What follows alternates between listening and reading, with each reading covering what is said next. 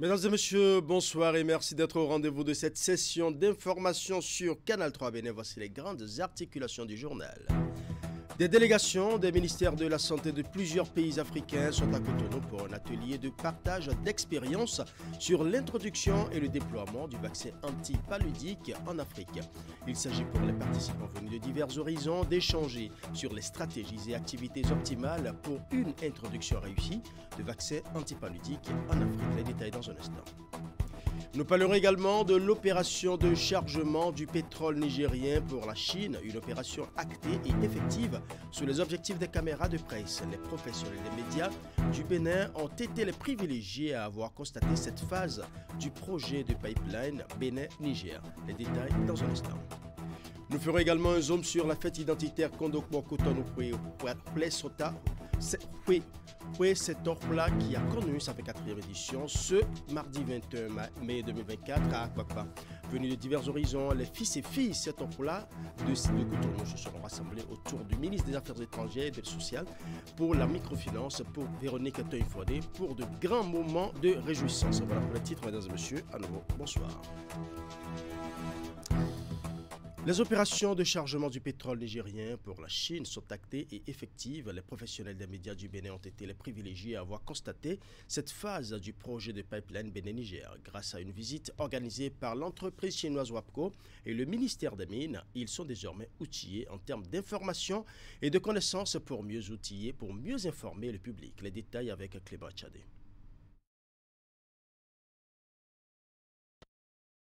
Quelques jours après l'autorisation ponctuelle et provisoire des autorités béninoises, le premier navire transportant 1 million de barils de pétrole nigérien pour la Chine a quitté les eaux béninoises le dimanche 19 mai 2024.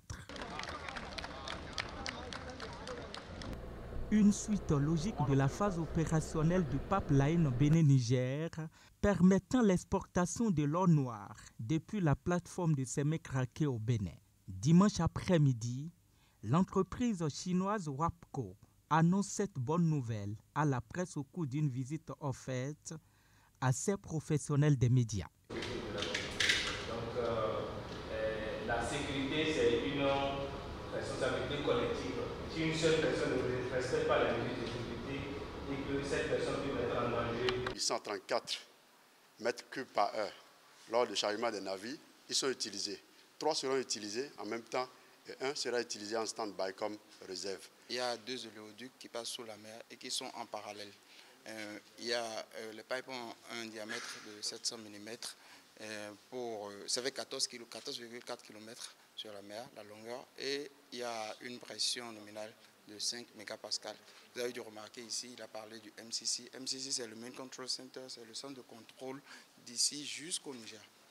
Une véritable immersion des journalistes qui leur permet de découvrir tous les compartiments de cette plateforme d'exportation du pétrole nigérien. Selon les explications des responsables de WAPCO, le chargement de ce premier navire a duré 112 heures. Un exploit salué par les différents acteurs qui rassurent sur la bonne ambiance qui règne au cours de ce processus de chargement. I would like to say only one. This is the ambition project. This is the huge project. And if you will compare with other projects around. C'est un projet ambitieux, un projet géant. Et aussi, je suis très fier d'être un membre de ce projet, comme un participant à ce projet. Et aussi, depuis le début jusqu'à la fin d'aujourd'hui, c'est pas facile, mais on arrive avec succès le chargement. Tout d'abord, il me faut remercier notre équipe. Sans notre équipe, on ne peut pas avoir ce résultat. Donc, je renouvelle mes remerciements sincères à notre équipe. I would like to say more that we are the team. Without the team, this project will be impossible. Le géant projet de pipeline connaît ainsi ses premiers moments de récolte à travers le succès de cette première opération de chargement. La société chinoise promet poursuivre avec cette dynamique pour l'atteinte des objectifs de ce vaste projet devant profiter toutes les parties prenantes. Avec cette immersion des professionnels des médias, les populations seront désormais mieux informées des tenants et aboutissants de ce grand projet. Et pendant ce temps, le ministre de la décentralisation et de la gouvernance locale entame une tournée dans le département de la Donga. Entouré des cadres techniques de son ministère, Raphaël Akotegnon est descendu sur le terrain pour échanger à bâton rompu avec les autorités locales sur les maux qui minent le développement. Nous allons suivre.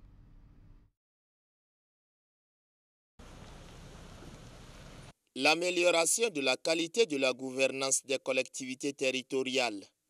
Une obsession pour le ministre de la décentralisation. En tournée dans le département de la Donga, Raphaël Akotegnon a échangé successivement avec les élus communaux de Kopargo et de Djougou sur les maux qui minent le développement local. Après ces entrevues avec ces acteurs communaux, il a organisé une séance de synthèse élargie aux autres acteurs de développement à l'École nationale des instituteurs de Djougou. Cette séance permettra d'apprécier, d'une part, les performances réalisées par l'ensemble des communes du département sur la période post-réforme structurelle du secteur de la décentralisation relative à tous les aspects de la gestion.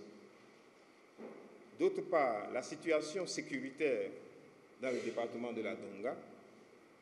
Ensuite, d'identifier les facteurs éventuels les plus significatifs de contre-performance et le cas échéant enfin, d'y trouver ensemble les moyens de remédiation dans le but ultime de rassurer nos populations à la base et de leur offrir les conditions optimales de vie. Les débats ont été enrichissants, interactifs et participatifs. Ils ont permis à l'hôte du jour de toucher du doigt la réalité du terrain. Tour à tour, les intervenants ont salué les efforts louables consentis par le gouvernement du président Patrice Talon pour le bien-être des populations. Occasion également d'évoquer les problèmes qui handicapent le développement à la base. Au regard de sa forte densité en termes de population, Djougou attend encore beaucoup du gouvernement pour son réel développement. Entre autres, son érection en commune à statut particulier, l'extension du réseau de distribution de l'énergie électrique et de l'eau potable, la construction de la gare du Nord, la réfection de nos lycées techniques, la construction d'un marché central pour la commune. Le bâtiment qui abrite la préfecture de Djougou présente de graves malfaçons et de ce fait ne constitue pas un cadre adéquat de travail. Aux tracasseries liées à la commercialisation du soja, ça c'est une épine dans nos pieds, dans le département. À cette occasion, un zoom est fait sur certaines thématiques transversales. Il s'est agi, dans un premier temps, de présenter le visage de la mobilisation des ressources propres aux communes et dans un second temps, de faire le bilan des actions menées par la police républicaine pour garantir la sécurité des personnes et des biens. Parlons à présent de l'ouverture ce mardi de l'atelier de partage d'expériences sur l'introduction et le déploiement de vaccins antipaludiques en Afrique. Initiée par l'Organisation mondiale de la santé, la rencontre a permis aux délégations des ministères de la santé de plusieurs pays africains d'échanger sur les stratégies et les activités optimales pour une introduction réussie des vaccins antipaludiques en Afrique. Voici le compte rendu. Le Burundi, le Tchad, la République centrafricaine, le Niger, le Mozambique et la République démocratique du Congo en conclave en terre béninoise, soucieux de la réussite de l'introduction et du déploiement de vaccins antipaludiques dans leur pays. Ils sont ici pour s'inspirer de l'expérience du Ghana, du Burkina Faso, du Cameroun, du Libéria, de la Sierra Leone et du Bénin. Cette rencontre de Cotonou constitue donc une plateforme et une opportunité pour les 5 pays ayant déjà introduit le vaccin contre le paludisme, ainsi que les pays ayant conduit la phase pilote, de guider les prochains pays dans les différents domaines de préparation de cette importante activité. Les attentes de cette rencontre sont, entre autres, l'identification des lacunes, des éléments clés de l'introduction du vaccin contre le paludisme, l'élaboration d'une feuille de route et un plan de travail mis à jour pour l'introduction du vaccin, y compris les activités clés, les délais et l'identification des rôles et responsabilités des programmes et des partenaires du ministère de la Santé. Et enfin, la définition des critères de l'âge d'éligibilité à la vaccination contre le paludisme. Accélération de l'introduction et du déploiement de vaccins contre le paludisme en Afrique. C'est autour de ce thème que se mènent les échanges voulus par l'Organisation mondiale de la santé, aux côtés des délégations de ces pays frères et amis. Pour pousser plus loin les réflexions, plusieurs partenaires techniques et financiers. Cette phase du combat vient renforcer les nombreuses stratégies de lutte contre le paludisme sur le continent. Le Bénin se réjouit d'abriter cet important atelier et exprime ses remerciements à l'OMS pour le choix porté sur lui. J'exhorte toutes les délégations ici présentes à faire preuve d'assiduité et d'échanges ouverts sans retenue aucune afin que les résolutions qui sortiront de cet atelier contribuent effectivement au déploiement rapide de la vaccination antipaludique et à l'atteinte de l'objectif d'élimination du paludisme dans la région africaine. C'est le lieu pour les partenaires techniques et financiers de réaffirmer leur engagement à accompagner ces pays dans la lutte contre le paludisme. Sont concernés par ces vaccins antipaludiques les enfants de moins de 5 ans. Très impressionnés par le programme d'action du gouvernement de la rupture depuis 2016, les jeunes de Cotonou ont témoigné leur reconnaissance au président de la République. C'est à travers divers messages lus que ces jeunes ont exprimé cette solidarité au chef de l'État au pied de la géante Amazon. Une forte mobilisation de la jeunesse qui a ému le président du bloc républicain Abdoulaye Piochane, représentant le chef de l'État pour la circonstance. Nous allons suivre. Les jeunes du parti Bloc républicain de Cotonou, partis du Palais des Congrès pour une caravane, rallient la place de l'Amazone. Sous un soleil de plombe, ils sont venus porter un message de soutien au président de la République. Tour à tour, ils ont salué le courage de Patrice Talon qui a opéré des réformes dans divers secteurs. Le gouvernement de la rupture s'est évertué depuis 8 années à rechercher l'équilibre indispensable entre la quête d'efficacité économique et la quête de solidarité, tout cela dans un contexte de crise qui s'abat sur nous. Aujourd'hui, grâce à la volonté politique du chef de l'État, le président Patrice Talon, et aux efforts inlassables de son gouvernement, notre pays est sur la voie de remporter le combat de l'alphabétisation. Nous, jeunes, assumons d'ores et déjà son bilan, car ceux qui esquivent leurs responsabilités ne méritent pas d'être en responsabilité. Message entendu par le président du parti Bloc républicain Abdoulaye Piochane. Tout en encourageant ces jeunes à maintenir la dynamique, il rassure de transmettre fidèlement leur déclaration au chef de l'État. La jeunesse de notre pays est le fer de lance de notre avenir. L'énergie que vous déployez ici, chers jeunes, votre créativité et votre détermination sont les piliers sur lesquels nous bâtissons un avenir meilleur pour notre pays. Votre reconnaissance des efforts déployés en votre faveur par le gouvernement est à la fois gratifiante et encourageante, et pour le gouvernement et pour son chef. Députés à l'Assemblée nationale, conseillers communaux et élus locaux ont répondu à cet appel de la jeunesse de Cotonou. Sur les affiches à l'effigie du président de la République, il est aisé de lire « Toi, jeune, fais confiance à ton pays ». La jeunesse éclairée a tout compris. Munis tous de fanions avec l'inscription Fierté 229, la marée humaine a chanté en chœur l'hymne national pour clore cet élan de soutien aux actions du gouvernement.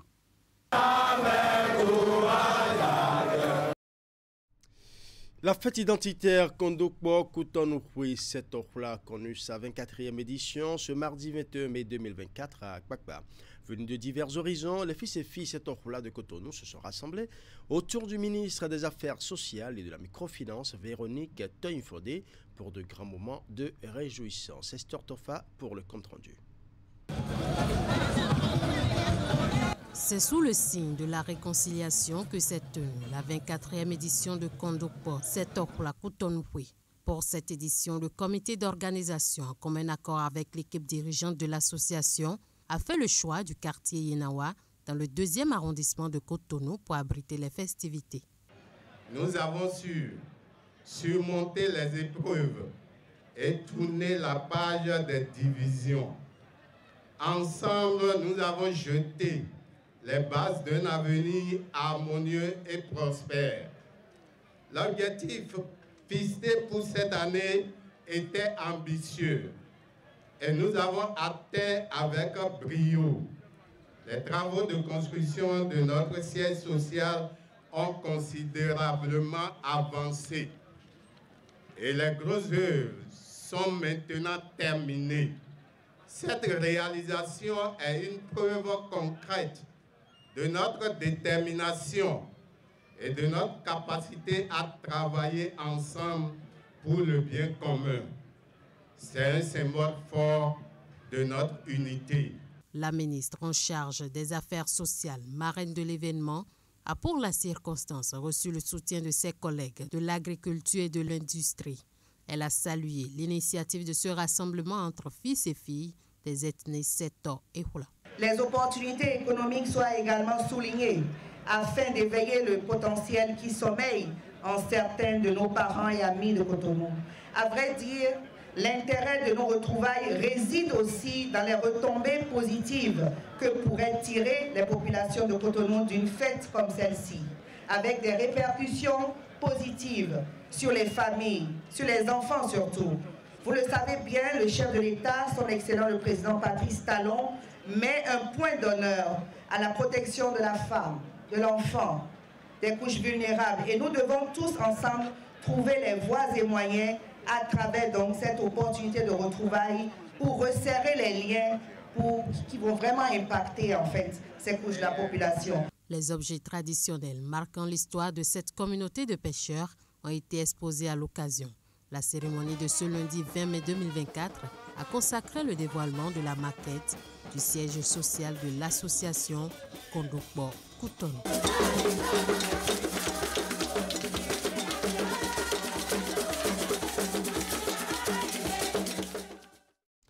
D'une fête identitaire à une autre, nous parlerons des grandes retrouvailles de l'association Novicha qui regroupe les communautés Hula et Huida, une association vieille de 103 ans et dont les communautés ont une fois encore célébré les retrouvailles le week-end écoulé. Les festivités se sont déroulées sur plusieurs jours à Grand Popo. Voici les temps forts de cette célébration avec Narcisse Alossé.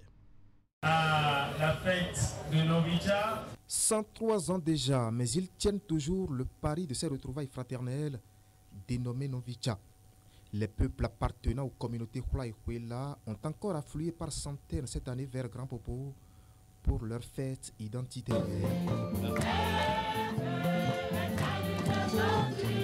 Le feu de l'esprit cité dans ce cantique au cours d'une célébration eucharistique en ce jour de Pentecôte pour demander un regard divin sur l'association Novicha. Et frères et sœurs, nous sommes les fils et les filles d'un même Père, appelés à agir dans le même esprit. Chers membres de l'association Novicha, dans la force de l'esprit, continuez votre mission. Une mission qui se résume à la promotion de l'unité et la fraternité autour de l'héritage laissé par les pères fondateurs de l'association Novicha.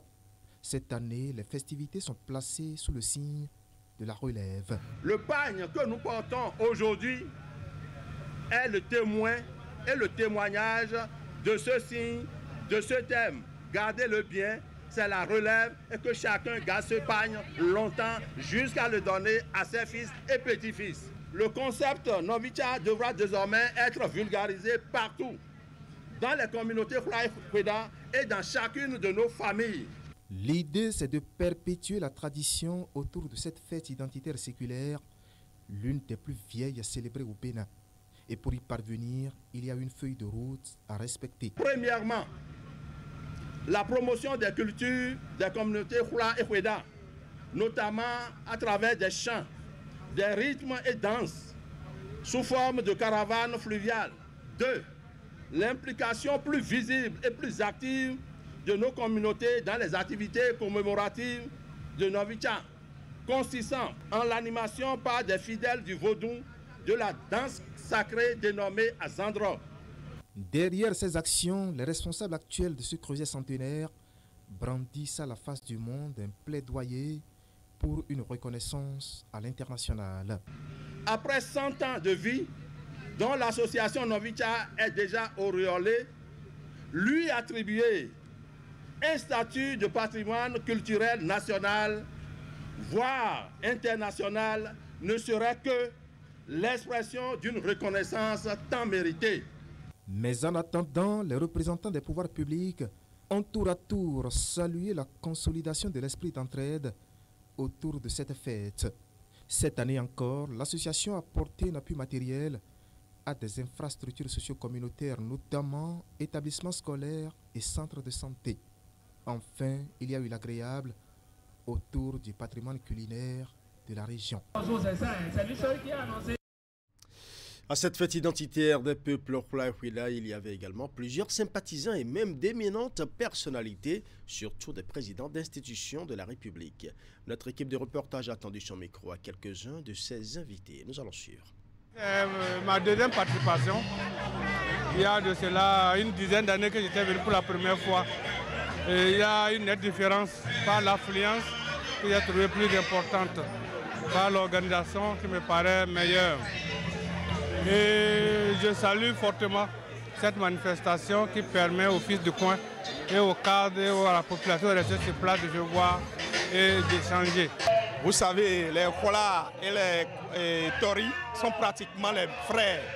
C'est des gens qui parlent pratiquement les mêmes langues.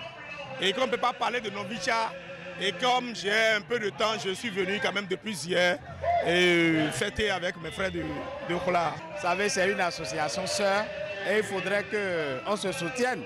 Nous sommes dans les mêmes dynamiques et cette dynamique se poursuit toujours.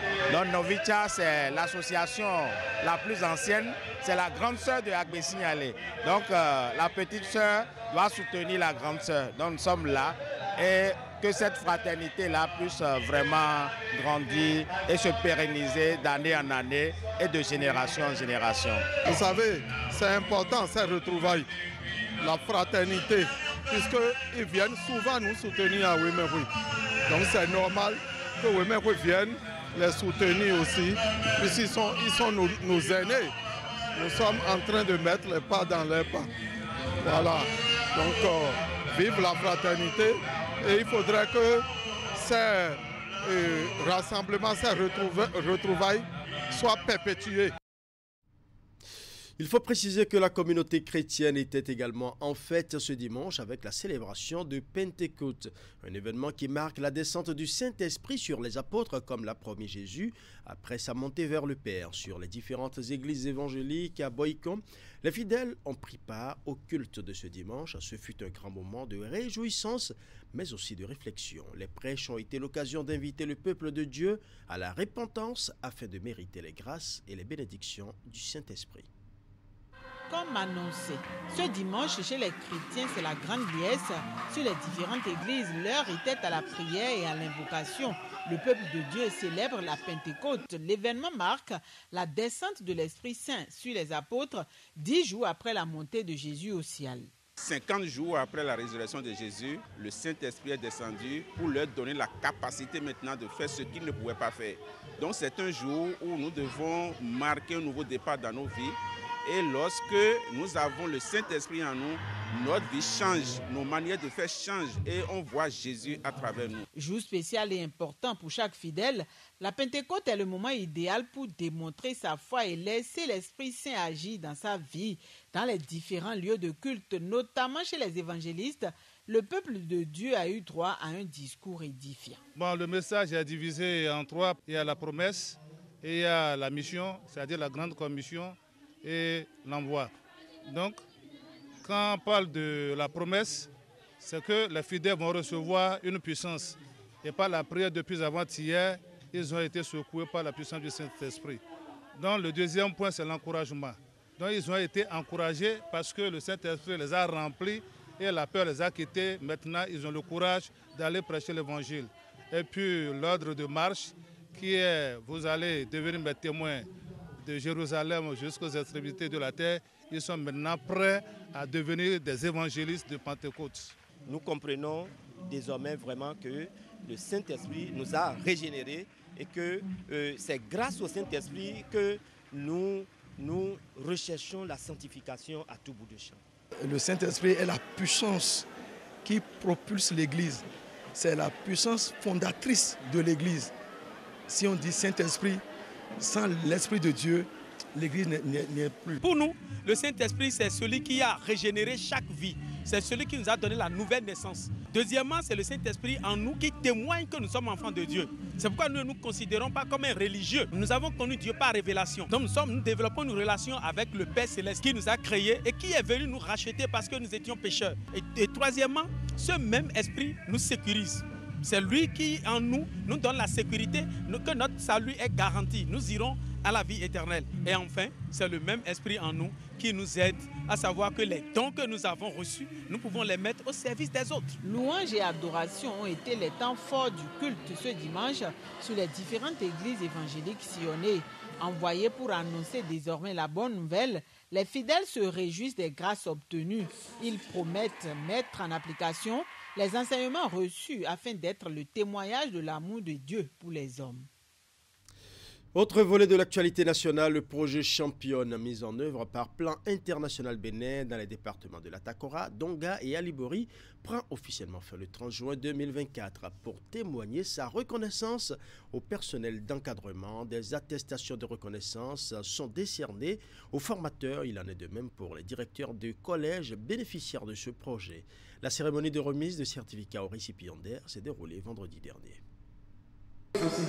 Autour de cette table rectangulaire, des encadrants, encadrantes et directeurs de collège ayant bénéficié du projet Championne.